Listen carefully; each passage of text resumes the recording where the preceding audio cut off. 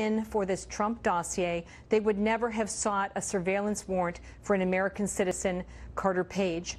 And this is a very big headline. And when you look at the Democrats' memo today, if you go into the footnotes, you can see that they specifically cite the December 2017 testimony by Andrew McCabe, but they don't pull anything from that testimony to refute the findings of the Republicans. Yeah. They pull sections that relate to the circumstances and the intelligence, and that the British spy had a track record for credibility with the FBI, but they don't refute that directly, and I think that's significant. Yeah, it's interesting what's in each of these documents, and it's interesting what's being left out of each of them as well. So, Catherine, what's the bottom line?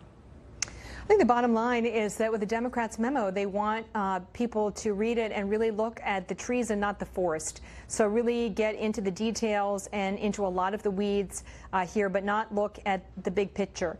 For most Americans, they're not used to reading stories about this National Security Court, the FISA court, and I can tell you from my more than 15 years of experience dealing with these issues, there is really no higher standard within the judicial system than the granting of a surveillance warrant for an American citizen inside this country for the FBI and other agencies. I mean, there's no higher standard. So in this particular case, it would have been to the benefit of the court to err on the side of fuller disclosure, not less disclosure. The other point I would make is that you have this conflict between the Democrats and the Republicans on the House Intelligence Committee. So you may be asking, is there a third party here which can help us understand to what extent the National Security Court really relied on this dossier? And I think it's important to note that on the Senate side, the Republican chairman of the Senate Judiciary Committee, Chuck Grassley, along with Senator Lindsey Graham, have made a criminal referral to the Justice Department over the British spy Christopher Steele. But in that referral, which has now been declassified by the Justice Department, you can see very clearly that the dossier was the bulk of the application for the surveillance warrant. It was really the top line item. So as a final thought, when you go back to 2017, right about now, really with Democrats on the House Intelligence Committee, it was all about the dossier. Yet here we are a year later, and you have a 10-page memo. And when you read it, they make the argument that, in fact, it was really never about the dossier. It was about other intelligence. And I think that there's a lot of daylight between those two positions. And I'm sure in the coming days, they'll hopefully explain how there is that kind of disconnect or that gap there, Molly. It's been fascinating. You know, they say you look through rose-colored glasses, but sometimes, you know, sometimes the things are shaded blue or shaded red, and you have to know what you're looking at. Catherine Herridge, thank you so much for breaking this down for us throughout the day. We appreciate your analysis. All right, we also heard from President Trump just a short time ago, the White House also releasing an official statement earlier on the Democrats' memo, saying this in part. While the Democrats' memorandum attempts to undercut the president politically, the president supported its release in the interest of transparency. Nevertheless, this politically driven document fails to answer serious concerns raised by the majority's memorandum about the use of partisan opposition research from one candidate, loaded with uncorroborated allegations as the basis to ask a court to approve surveillance of a former associate of another candidate at the height of a presidential campaign. Let's bring in Jeff Mason. He is White House correspondent for Reuters to kind of give us some insight. You know, you've been watching this unfold throughout the day. We finally get a look at the Democratic memo. You've, of course, seen the Republican memo and had some time to ruminate on all of this. Just your thoughts now as you're looking at all of this and the statements coming down from the White House as well.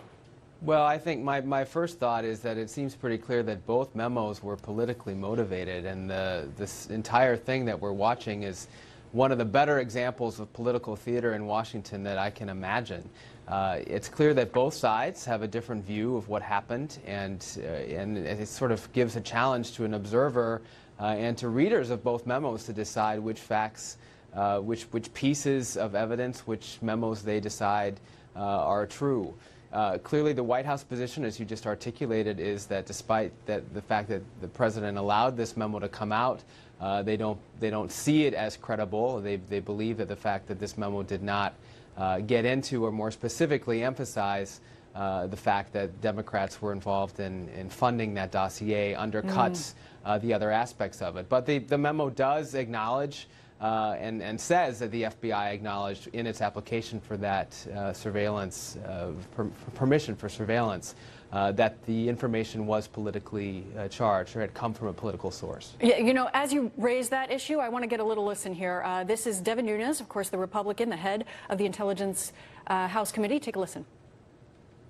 One of the things in the Democratic memo that they're all hot to talk about is that in a footnote before the FISA court, they had put in a very convoluted, complicated answer for something that was, and it's buried at the end, okay, of the application, about that this was politically motivated. Wouldn't it have been a lot easier just to say, hey, Mr. Judge, we want to let you know that the Hillary Clinton campaign and the Democratic Party paid a lawyer who hired a firm who hired a foreign agent to go to the Russians and get dirt on Mr. Trump.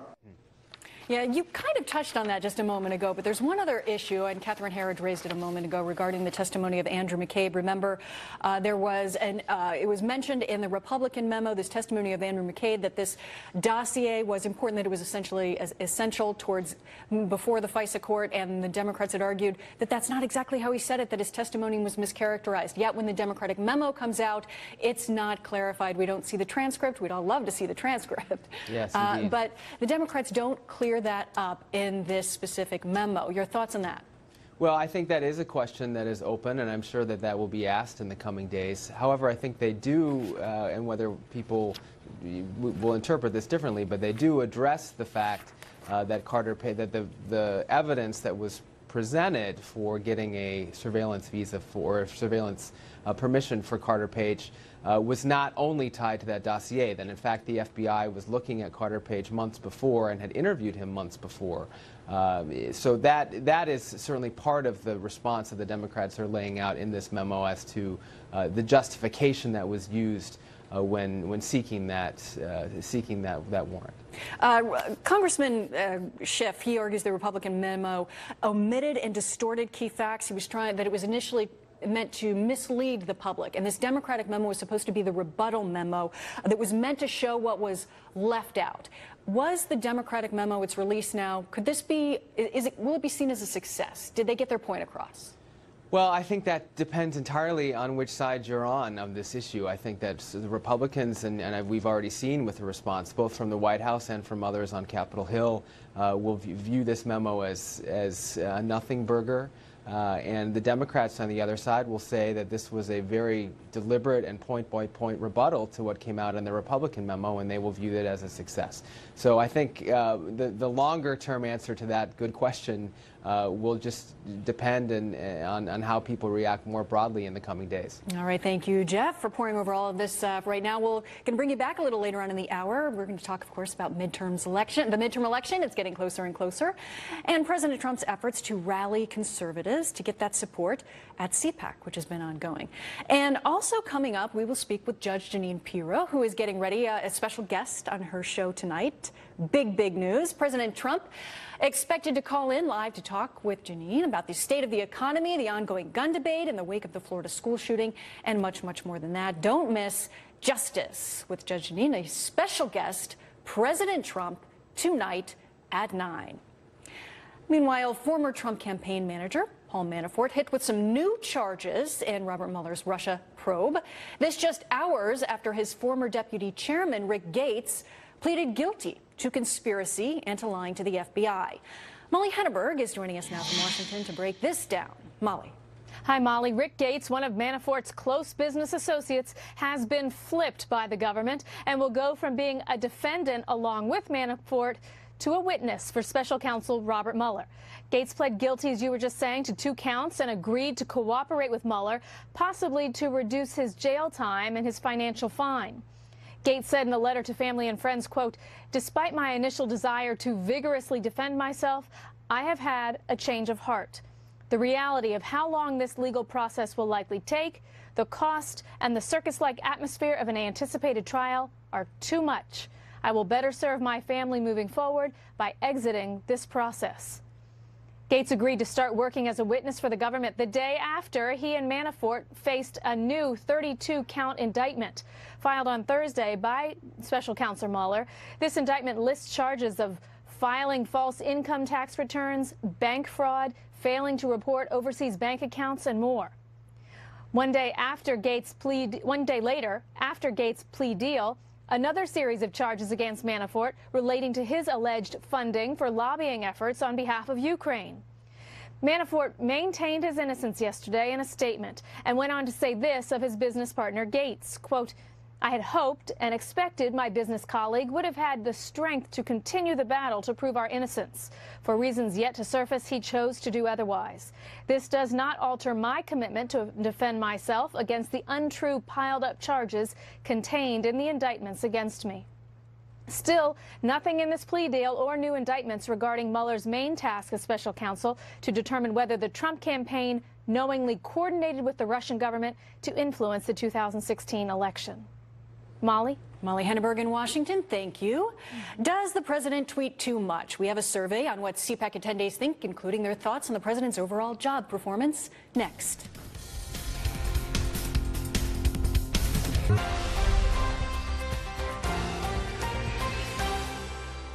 Ford workers some of them using new robotic suits on the assembly line. By the way, we've got one of those suits on our set with us now. First, let me introduce to you to Tom Luby. He's the CEO of Exobionics. This is the company that makes the suits. Our production assistant, Brian, is wearing one of these things right now, and he's in the studio. There he is, man on the left. That's Brian Solomon. So you're all ready to test this thing out. Yes. But first, I want to talk to Tom Luby, CEO of the company that makes them. It's like computer-assisted muscles, right? Well, this one is not computer-assisted. This one is actually mechanical. We do have computer-assisted exoskeletons in the healthcare part of our business where we help to rehabilitate spinal cord injury and stroke patients. But this one is actually mechanical. Okay. So you put it on like a backpack. Brian's wearing it right now. It's not activated. Okay. But typically what happens on Ford assembly lines and other automotive lines, they have to do repetitive motion, sometimes above their head, 4,600 times a day, 1,000,000 times a year. Wow. And if you can think about the wear and tear on a shoulder, one of the weakest joints in the body. So a third of the workman's comp claims go to the shoulder injury. And so we can help to alleviate that by maybe about a half. You know, this is really turning out to be one extraordinary commercial for you, Tom, but we don't mind that. We don't mind that. I want to see it work. Brian, show us, please. Now, first of all, are we... Okay. Oh, yeah. Which does help. It's rated for 10 to 15 pounds. We do have a 0G arm, a gravity balancing arm that can go up to 35 pounds for heavier duty work, like those sandbags right there. But the vest is really meant for hand tools. I don't suppose you could pick up the gentleman standing next to you. Yeah, go try it. Try it. Let's see. Why not? We've got liability insurance. Pick him up. All right, you pick him up. This is where we're going. Using the set. Okay, but See? you laugh, but a lot of the injuries on work sites are pick and carry applications. Yes. And so for that, you may actually have to put power into the exoskeleton. So where this is passive, the end of curve for product development will include putting power into the suits as well. How much is it? Yeah, thank you. Sorry, I'm sorry. No, you're right. Forgive me. I was going to ask how much. Yeah, so this vest is $7,500, but if you're Ford or your BMW or somebody else and they want to put a bulk order in, we can certainly discount. Could I buy one? I mean, I'm not joking. I mean, could I actually buy one? You could certainly buy one. And I've got a tree farm. I could actually haul around tree trunks with these things. And you know, when you're screwing in light bulbs or drills or things like that, it could certainly help out as well.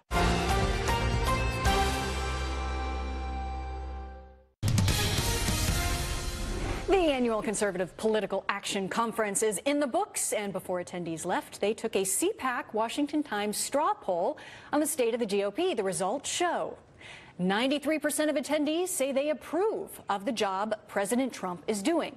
79% of them saying the GOP majorities in Congress should do more to support President Trump.